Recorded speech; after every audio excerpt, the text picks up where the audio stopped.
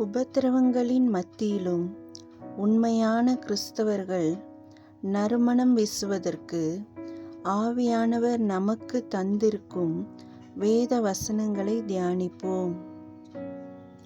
இயேசு ஒடுக்கப்படும் போதும் சத்தமிடாதிருந்தார். ஏசாயா 53:7. அவர் நெருக்கப்பட்டும் ஒடுக்கப்பட்டும் இருந்தார், ஆனாலும் தம்முடைய வாயை அவர் திறக்கவில்லை. அடிக்கப்படும்படி கொண்டு போகப்படுகிற ஒரு ஆட்டுக்குட்டியைப் போலவும் தன்னை மயிர் கத்தரிக்கிறவனுக்கு முன்பாக சத்தமிடாதிருக்கிற ஆட்டைப் போலவும் அவர் தம்முடைய வாயை திறவாதிருந்தார். மத்தேயு 26:50. இயேசு அவனை நோக்கி, சிநேகிதனே, என்னத்திற்காக வந்திருக்கிறாய் என்றார். அப்பொழுது அவர்கள் கிட்ட வந்து இயேசுவின் மேல் கை போட்டு அவரை பிடித்தார்கள்.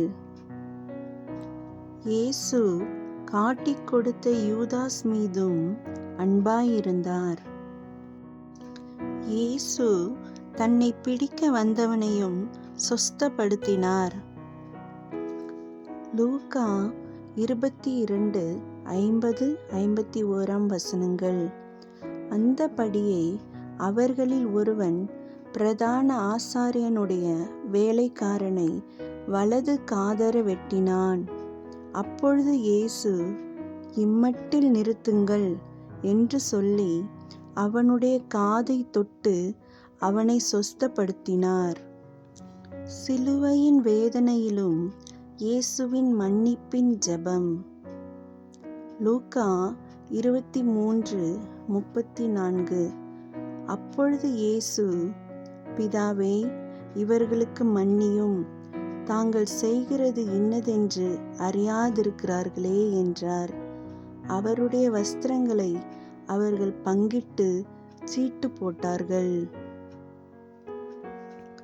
இவ்வசனங்கள் இயேசுவின் மாதிரியை நமக்கு வெளிப்படுத்துகின்றன. அதுபோலவே நம் அனுதின ஜீவியத்தில் நாம் பின் செல்ல வேண்டிய வேதத்தின் வார்த்தைகளை தியானிப்போம். 1 பேதுரு 2:20. நீங்கள் குற்றம் செய்து அடிக்கப்படும்போது பொறுமையோடே சகித்தால் அதனால் என்ன கீர்த்தியுண்டு? நீங்கள் நன்மை செய்து பாடுபடும்போது பொறுமையோடே சகித்தால் அதுவே தேவனுக்கு முன்பாக பிரீதியாயிருக்கும். 1 பேதுரு 2:23.